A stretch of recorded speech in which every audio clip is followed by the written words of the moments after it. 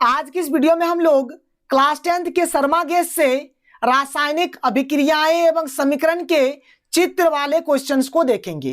इस टाइप के क्वेश्चंस में आपको एक चित्र दिया जाता है और आपसे कुछ क्वेश्चंस पूछे जाते हैं और उन्हीं क्वेश्चंस का उत्तर आपको देना है। तो चलिए एक एक करके हम लोग सारे चित्र वाले क्वेश्चंस को देखते हैं। हमारे पास जो पहला क्वेश्चन है, पहला क्वेश्चन क्या है कि चित्र में मैग्नीशियम फीता को वायु में दहन करने की क्रिया को दिखाया गया है।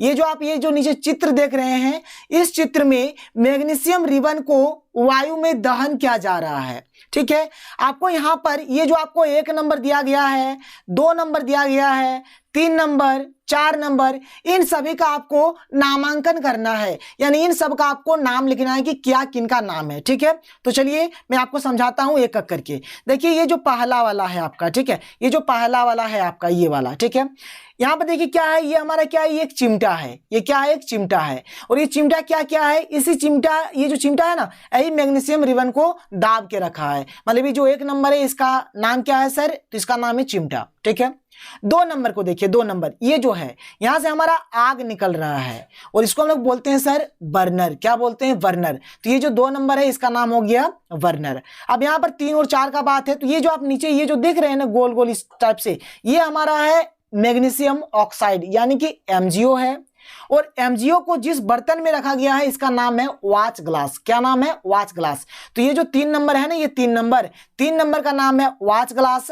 और ये जो 4 नंबर यहाँ पर ये जो दाना दाना आप देख पा रहे हैं, ये हमारा है MgO यानी कि मैग्नीशियम ऑक्साइड। क्लियर है बात। और जाहिर सी बात है जब मैग्नीशियम को हम लोग ऑक्सीजन यानी कि वायु में दहन करेंगे तो जाहिर सी बात है उसका मतलब मैग्नीशियम का ऑक्साइड ही बनेगा, यानी MgO का निर्माण होता है। क्लियर है बात। तो ये था ये चित्र का आंसर। ठीक है, यहाँ पर 1 2 3 4 जो भी दिया गया है आपको नाम बताना है। इस टाइप के क्वेश्चंस भी एग्जाम में अक्सर पूछे जाते हैं, आपको एकदम बहुत ही अच्छे तरीके से करना है।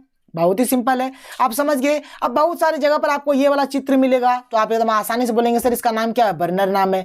आपको इस टाइप से चिमटा मिलेगा तो आप इसको बोलेंगे चिमटा। ये 2 चीज तो बहुत जगह पर आपको मिलेगा। हाँ, भले ही ये वाला और ये वाला ये 2 नहीं मिले, लेकिन ये दोनों बहुत जगह पे आपको देखने को मिलेगा।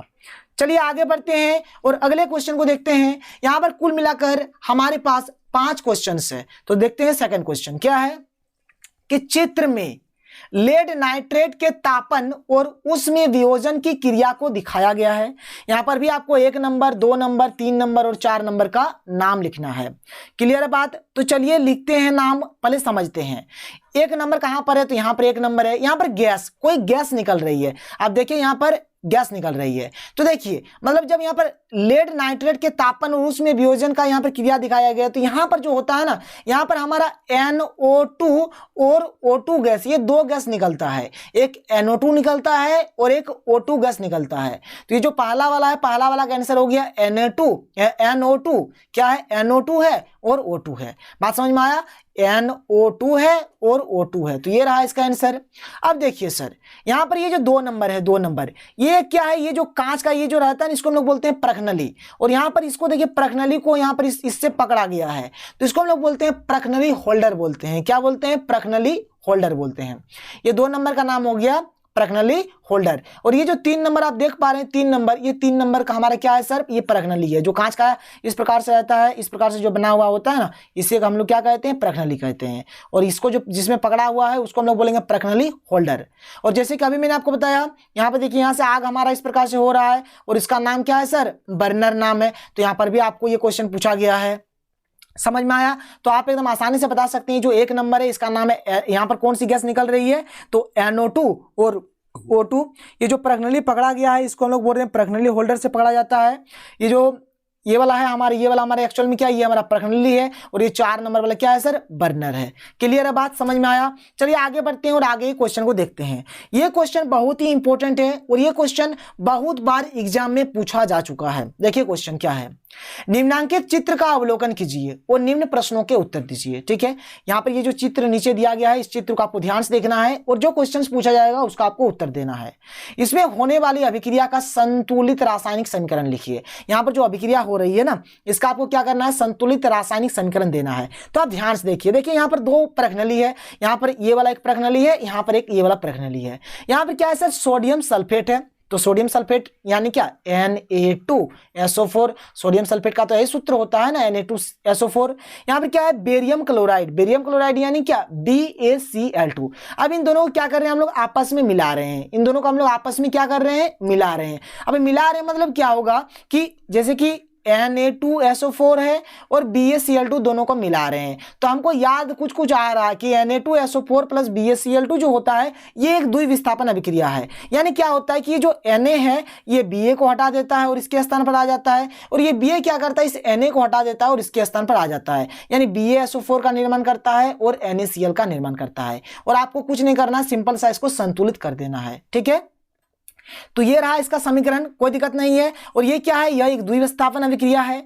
क्या कोई अवक्षेप बनता है, बिल्कुल यहाँ पर अवक्षेप बनता है। ये जो BaSO4 है ना, इसी का यहाँ पर अवक्षेप बनता है। ये जो BaSO4 है इसका यहाँ पर अवक्षेप बनता है, तो बिल्कुल यहाँ पर लिखेंगे हाँ यहाँ पर अवक्षेप बनता है। यदि बनता है तो उसका नाम एवं रंग लिखें। तो अवक्षेप का जो नाम होता है क्या है, बेरियम सल्फेट, यानी ये जो BaSO4 है यही हमारा अवक्षेप है, और इसका रंग जो होता है क्या होता है सर, सफेद, यानी कि व्हाइट कलर का ये होता है। क्लियर है बात, समझ में आया। चलिए आगे बढ़ते हैं और आगे के क्वेश्चन को देख लेते हैं। अगला क्वेश्चन देखिए, ये भी एक बहुत ही इंपॉर्टेंट क्वेश्चन है, और ये भी क्वेश्चन बहुत बार एग्जाम में पूछे जा चुके हैं। देखिए क्वेश्चन क्या है कि कॉपर के लाल भूरे चूर्ण को चित्रानुसार गर्म किया गया। यहाँ पर देखिए, यहाँ पर ये जो बिकर है ना, बिकर, यहाँ पर ये जो दाना दाना लिया गया है ये क्या है, कॉपर का मतलब लाल भूरा चूर्ण है, मतलब चूर्ण है कॉपर का। ठीक है, और इसको क्या किया जा रहा है कि ये जो चित्र है इस चित्र के हिसाब से मतलब गर्म किया जा रहा है। तो आपको बताना है, पहला बात आपको बताना है, ये जो 1 नंबर है 2 नंबर, इन दोनों का नाम, मतलब यहाँ पे ये जो 1 है और ये जो 2 है, इन दोनों का पहले आप नाम बताइए। ठीक है, तो चलिए इन दोनों के नाम को देख लेते हैं। तो पहला जो है, पहला ये देखिए, यहाँ पर ये जो आप देख पा रहे हैं, ये जो दाना दाना दाना दाना है, ये क्या है एक्चुअल में, देखिए कॉपर है, और कॉपर को वायु की उपस्थिति में हम लोग गर्म कर रहे हैं। तो जाहिर सी बात है, जब भी हम लोग मतलब ऑक्सीजन या फिर वायु की उपस्थिति में करते हैं तो उसका ऑक्साइड बनता है। तो ये क्या है, कॉपर ऑक्साइड है, मतलब ये जो है क्या है, कॉपर ऑक्साइड यानी CuO। क्या है सर, 1 नंबर क्या है, ये जो दाना दाना आप देख पा रहे हैं ये हमारे क्या है, कॉपर ऑक्साइड है। जिस बर्तन में इसको रखा गया है, जिस बीकर में रखा गया है, इसको बोलते हैं सर बेसिन। इसका नाम क्या है, बेसिन है। क्लियर है बात, समझ में आया। ठीक है, इसमें होने वाली अभिक्रिया का नाम लिखिए। इसमें जो अभिक्रिया हो रही है इस अभिक्रिया का नाम लिखना है, और इस अभिक्रिया के लिए क्वेश्चन नंबर 3 है कि इस अभिक्रिया के लिए आपको संतुलित रासायनिक समीकरण भी लिखना है। ठीक है, तो देखिए आप याद कीजिए, आपने एक अभिक्रिया पढ़ा था, रेडॉक्स अभिक्रिया। रेडॉक्स अभिक्रिया जो आपको मैंने पढ़ाया था, पहले भी पढ़ा दिया था। तो बस सिंपल से ये रेडॉक्स अभिक्रिया का ही एक उदाहरण है, मतलब ये रेडॉक्स अभिक्रिया ही है। CuO प्लस H2 से Cu प्लस H2O, ये क्या है, एक रेडॉक्स अभिक्रिया है, और ये रहा इसका समीकरण। क्लियर है बात, समझ में आया। यहाँ पर CuO को हम लोग यहाँ पर क्या कर रहे हैं, गर्म कर रहे हैं। ठीक है, क्लियर है, कोई दिक्कत नहीं होनी चाहिए।